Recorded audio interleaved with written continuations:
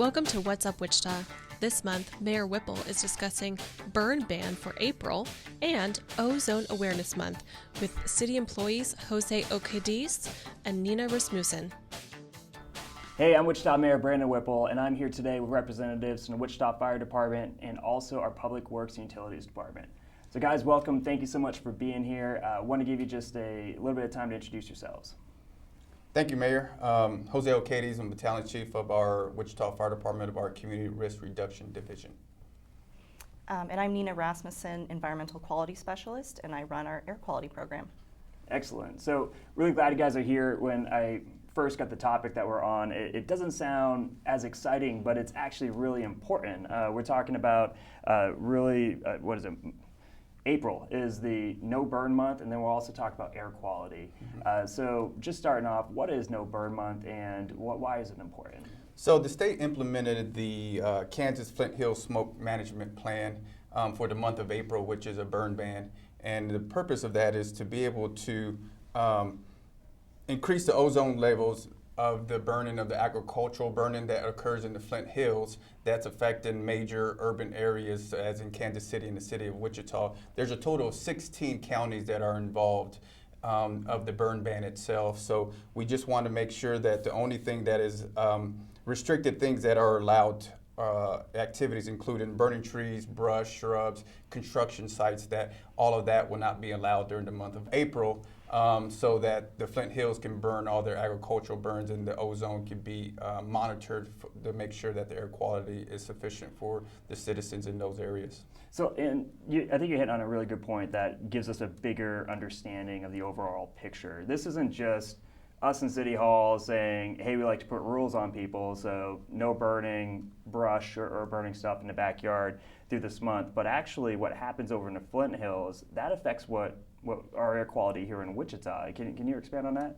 Yeah, so with the way the wind fluctuates and goes north and south, east and west, we want to make sure that we have our partners, Nina and her department, to be able to monitor the air quality for individuals that are outdoor activities and that it's healthy, especially with the individuals that have some type of medical condition that affects them on their breathing capabilities. So we just want to make sure that during that month we allow the agricultural to be able to be controlled in that environment, and then the month of May, we'll be able to get back into allowing regular burn permits allowable. So residential. So we're taking the time out to allow the agricultural side of our state to go ahead and burn what they need to so they can stay on get their job done, really. And then after folks like me, when I go behind my house, I have a ton of tree branches down from the winter. Some people pile those up and burn them. Make sure that when that time comes for that spring cleaning type burn, that's done responsibly. But I also want to talk about with Nina, and we're so glad you're here because it adds just another layer to this where I think when we talk about burning, when I talk to constituents about this, a lot of people talk about the smell, right? Like, well, it's you can smell when things are burning, but it's worse than that. Like there's an actual health component to this. So you could talk about this burn ban month just in that type of context for us. Absolutely. So we see higher levels of ozone and particulate matter, especially during agricultural burns, and smoke contributes to that, which can be harmful to people's health, and so people can face risks with that and symptoms of coughing, wheezing, difficulty breathing, and decreased lung function. And this is especially true for more sensitive groups like children, the elderly, and people with asthma or other respiratory conditions. So it's really important to keep our air healthy as a matter of public health and public safety, so that we're making sure everyone can enjoy the outdoors and breathe safely. In addition to that, as Jose mentioned, we do monitor our air quality to make sure that we are in attainment of national air quality standards.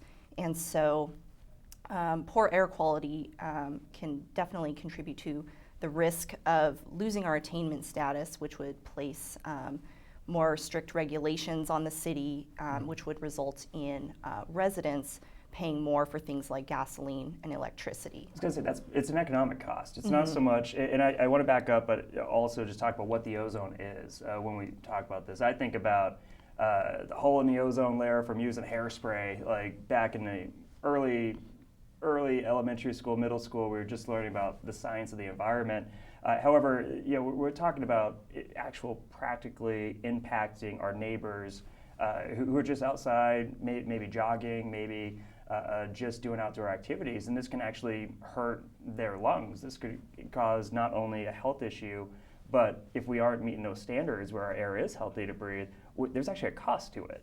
Exactly. So it has both that economic cost and that health cost. And we see ozone in two forms: that high up ozone, which is the good ozone that protects us from harmful UV rays, but the ozone that's down on the ground where we live and breathe, that's where it becomes an issue.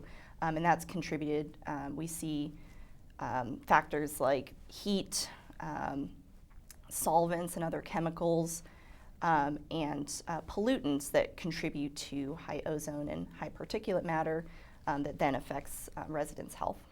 And moving forward, make sure that we attack these problems head on in a responsible manner. We do know that this is the month that agriculture is burning. So allowing them to burn what they need to burn, and us not doing it, that actually helps balance out these levels? Absolutely. Yeah, Okay. We want to make sure that we're doing the best that we can to keep our levels low. That way, Flint Hills can do what they need to do without putting us past the levels that would put us at risk for losing attainment. So Jose, I'm going to ask you a question also about folks who might be interested in getting a head start on burning the brush in the backyard.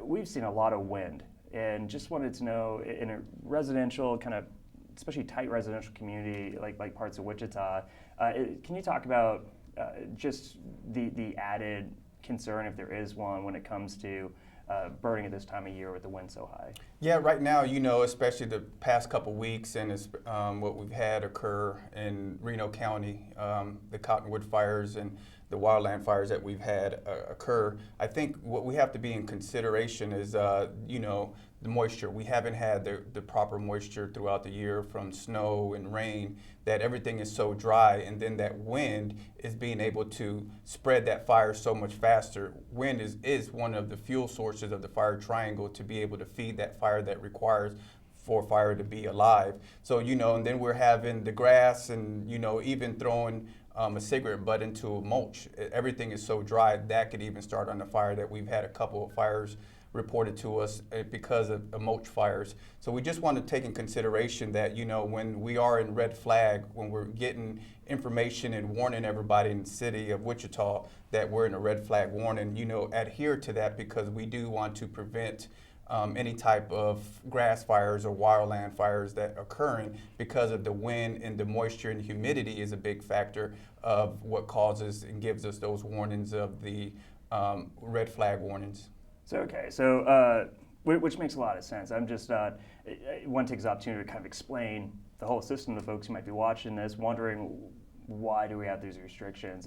It's also to make sure that we're not ending up like some other states are, where you hear these terrible stories of a kid starts a campfire and it wipes out like an entire town, a couple miles away, because of the wind and pretty much the type of winters they had.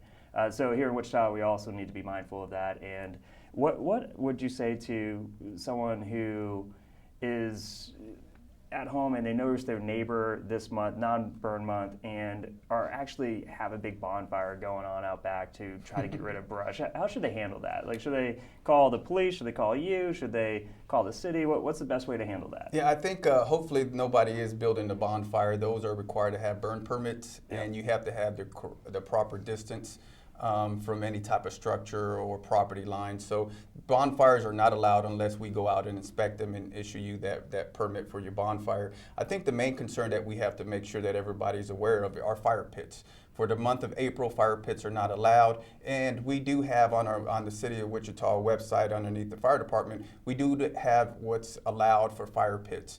And, being able to, trash is not allowed. It's just to be able to burn some twigs, shrubs, things like that in the fire pit in a controlled 3-foot diameter, 3-foot in height type of a fire load that is going to be controlled. And we also always suggest having some type of arrestor on top of the fire pit so that we can control those embers from flying away to the next door neighbors.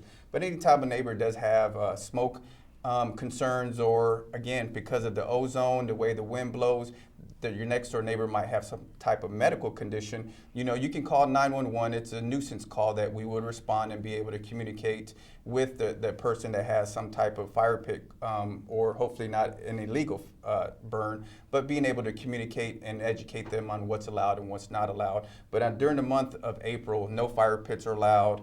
No chimeneas are allowed. The only thing that you're allowed to be able to burn during the month of April, the burn ban, is going to be barbecue grills, smokers, along with ceremonial type of fires. Other than that, we want, and hopefully everybody adheres to the state regulation of the no burn ban the month of April. So a couple things we take out from that. One is if you notice someone who's not following the ordinance, or the first thing you guys like to do is to go out and actually educate, talk about why this is important. It's really why we have you guys on the show, right? Because this is really important stuff. It's just a lot of people might not know, because not everyone, I guess, follows us on Twitter. But it's important to get that information out. We're not looking for gotcha moments. We're not looking to really be a nuisance ourselves, but more the educational aspect.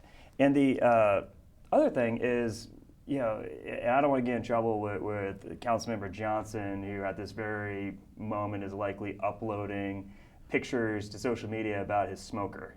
Really into smoking ribs. He's really proud of his setup. Good for him. He hasn't brought any into the office yet, by the way. But there are exceptions. And that exception is when you're cooking food with smokers, with other types of charcoal grills, and also ceremonial fires. So if there are ceremonies with different culture groups within our community, then they can get a pass with this. Now, if someone is a member of a community in which this is the month where they are going to utilize a ceremonial fire to celebrate, how do they, do they approach the fire department to talk about this, to give them a heads up, or do they just keep it small enough in which it's not a big deal? Like, what would be your advice to those folks? No, we would always want any type of religious group that has some type of planned ceremonial fire to contact us, so we can issue them a proper burn permit and give them permission, so that if there's anybody that does call 911, they will have that documentation on hand for either WPD or for fire crews that are responding. And there also be added to the 911 dispatch. If somebody calls for smoke at a certain location, they can look on the burn permit list and see that there's a ceremonial fire that's been allowed, and they can disregard the fire crews to be available, or PD be available for other important emergencies. And that's smart. That allows us then to put our resources towards uncontrolled fires. So the advice is, if you're going to have one of these fires that are ceremonial, to reach out ahead of time so that we can make sure that we're not spending resources, bugging you or checking it out. Well, I want to thank both of you for being on. Is there any, Nina, is there any last words when it comes to public health with this issue? Because I know I let Jose pretty much have the last word with the burn part, but is there anything else that we might be needing to cover when it comes to this? Sure. When we do see days of high smoke, we definitely encourage residents to monitor the air and use their best judgment as far as going outside. And so we encourage people to stay indoors, reschedule their outdoor activities to a time when the air quality is a little bit better. That way they can benefit their own health. And folks should be following our social media as well, our Twitter, our official City of Wichita Twitter account, and our official Facebook account, because we do post the air quality when it needs to be updated, when we're seeing fluctuation.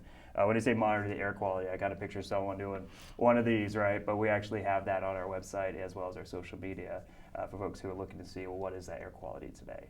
Well, I really want to thank you guys for being on. This is an important topic. Again, it's one of those that I think it's important get the information out, and it's very practical that folks realize why we have this month.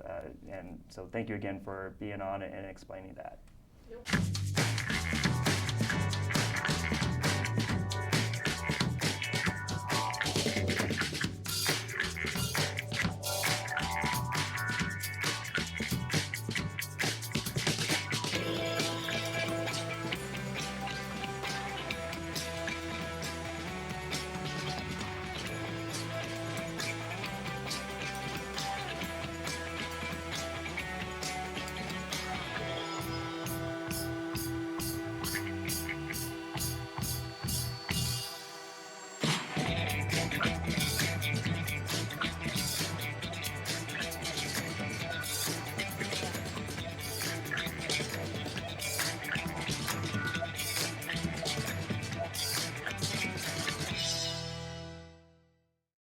All right, so Mayor, we are just going to jump into some questions.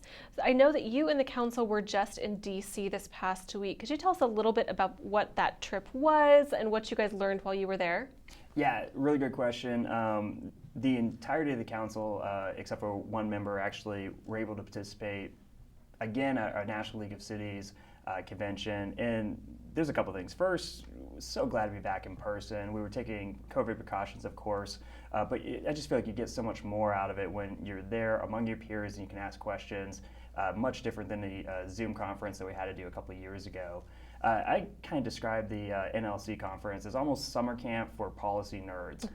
It's an opportunity for us as a council to break out into different sessions where some of them are focused on economic opportunities, some of them focus on education, some of these are focused on tax policy, and allowing the council members to pretty much, and myself, to get into some of these hands-on courses where you have content experts and also your peers from other cities, and have these discussions about what is the best practice for each of those. And the goal is to take that knowledge back to Wichita and to implement the best policies possible for achieving these goals, and also for learning from the mistakes of other cities. One of the things I find very valuable with these isn't just learning from the content subject experts who are nationally acclaimed, but also, talking to cities that are similar to us and saying, hey, how did this work in your community? So that we can get that feedback on what the what the unintended consequences were, so we can learn from their mistakes or make a Wichita version of that policy moving forward. So that was a big chunk of what we did. The other part was actually going and speaking with our senatorial delegation over on the Hill. We met with Senator Marshall and also Senator Moran, and just talked about some of the issues that are coming up here with the city of Wichita in some of the American Rescue Plan money and some of these other grant opportunities that are at the federal level, to bring awareness to our senators' attention what would really benefit Wichita. So of course, Amtrak's one that we've been talking about for quite a bit, but also policy that's going to help stimulate growth for some of the particular sectors within the city of Wichita, and kind of bring that to their attention, and other opportunities that they have at the federal level, because these guys, they represent the entire state. So we can't just assume that they're plugged in to the specific Wichita needs. So we want to make sure we bring those to their attention and tell them, what the benefit would be if certain parts of these bills had their support, and how we could actually apply those changes here in Wichita. I bet a lot of people don't realize how much lobbying the council does for the city of Wichita, both on the federal level, but also on the state level. Could you speak to some of our state lobbying priorities that you guys are working on right now? Yeah, definitely. We're in an interesting moment right now. So we all have state representatives. I used to be one, sadly. Not sadly, but it's a different world up there. Yeah. I'm still recovering. But also with our state senate and our governor, of course, there are particular opportunities at the state level and the federal level that we could take advantage of this moment if we use our resources, the programs we have at the local level, and also our business community and with the county, to leverage some of those resources and dollars against some of these state resources and dollars if they would be willing to partner with us. So some of these different priorities that we have at the state level is taking advantage of the American Rescue Plan that just handed a big old once-in-a-lifetime pot of money to the state saying, hey, go invest this back in your economy, go rebuild your economy, and telling pretty much the state, hey, if we can get a mental health hospital here in Wichita, you guys, if you use this money to build a hospital, we can use our resources to staff it and to keep the programs going. So that's one of them. And then, of course, we have other ones such as some policy that could help stimulate growth in our aviation sector. And other items that are out there right now is to pretty much just tell our legislative delegation that this would really help Wichita, and we're partners, we're at the table, and we want to, if this goes to here, we'll meet you halfway to make these more successful for the taxpayers. Wow. Well, okay, we're going to pivot right now to a more controversial question. So right now, the Senate just approved an act to make daylight saving time permanent. How do you feel about that? So, I mean, that's a tough question. That's quite the pivot. I will tell you that, I'm a little biased from my recent experience. When we went to Washington, we lost an hour because we're on East Coast time, and we showed up, the majority of us showed up on Friday, and then bam, you lost another hour. So we're just, pounding coffee trying to get through this conference. But I think the daylight savings hour time thing, study after study after study has shown that it's actually not helpful. It actually increases folks, the morning after. We actually see an increase in traffic accidents. Overall, let's stop changing the clock. That'd be my opinion. Especially losing an hour is just brutal. But again, I'm biased because I had to show up at this conference losing actually 2 hours. Can't imagine what our California friends, people flew in from California. I mean, that's like almost like 5 hours that they had to lose. So. Anyways, it's good to see Congress actually do something that people want to see done. Yeah, that's hard. We got a media question today about whether it would impact our construction schedule, and the question actually was because we would have fewer daylight hours. No, that is not the case. We have the same amount of daylight hours regardless, but definitely an interesting question. Well, it gets back to safety too, yes, where one thing about having light, but we want people to be able to continue on the sleep cycle they're on. That's going to make us show up to work, ready to work, and not thrown off because some artificial time change. Yeah, so very interesting to see where that goes. But, the one positive thing about the time change is that it's a time when we're reminded to change the batteries in our smoke detectors. We just had a little video that you helped debut. Yes, you sure did have a video. By the way, I love some of these videos that we're getting out there now, really taking advantage of our social media footprint to get messages out to the public. That's important. We just talked to our firefighters. Jose is great to talk to, not just about ozone issues, but other issues. But part of that is reminding folks that batteries and smoke detectors that go dead, and it's so important to have your smoke detector or carbon monoxide detector working and functioning, so that if God forbid something happens at the house, you and your family can get out of there. So daylight savings time is kind of that reminder to check the batteries in your smoke detectors, check the batteries in your carbon monoxide, and I'm really I kind of chuckle when I see the videos because they're good, but also you guys do such a good job making them kind of funny as well, making them fun to watch. We have some great videographers on our team, but we're going to have to find even funnier ways to remind people if, unlike me, you set off your smoke detector every time you cook, making sure that those batteries are working. So. Oh, you set off your smoke detector when you cook, Megan. Oh, every time. Every time. Yeah, but definitely. I mean, we are seeing kind of a transition to hardwire smoke detectors, and that's also a good thing. But if you're anything like growing up in my house, you would have the smoke detector taken down and put outside when Dad's cooking or Mom's cooking because of the back then you didn't have the blower above the oven that helps disperse it. So, or we didn't at least. So it's very important to just discuss not just smoke detector batteries, making sure that is it still there too? Yeah. And the importance of it. Again, no one wants to to the neighbors themselves, anyone, to be in a situation where a fire breaks out in your house. And not only is it dangerous, but even if it's contained, and we got great firefighters who get there and can help, but even if it's contained, that's a lot of damage. Yeah. Especially if it's avoidable, especially if you got the smoke detector that can chirp as soon as it hints something's wrong, and you can get in there with a fire extinguisher. Definitely. So summer is just around the corner. We're starting to feel some of that spring weather. What are some of your and your family's favorite summertime activities in Wichita? So my kids are becoming a little older, right? Like before, I used to be able to just take them to a splash pad, take them to the zoo, take them to a park, tire them out, and then they come home and they take a nap, and that's it. But now they're getting a little older, and it's really an opportunity to take advantage of what we have going on here at the City of Wichita. My kids are 4, 6, and 8, and they are their interests are kind of budding, right? Like, I know that my 2 oldest sons, they're interested in Minecraft, which means, can we look at some programs that could teach them about computers, teach them about coding? My 4-year-old, he's interested in sports. So what opportunities do we have at the city level for mom and dad to get a break, to be able to put them into some of these classes because they're now old enough for that? But we're interested in the classes over at City Arts. Tristan, my middle son, he's very creative, so I think that trying to develop that talent. And also we're looking for what type of technology classes are there for AJ, who right now he's interested in building apps, he's interested in Minecraft.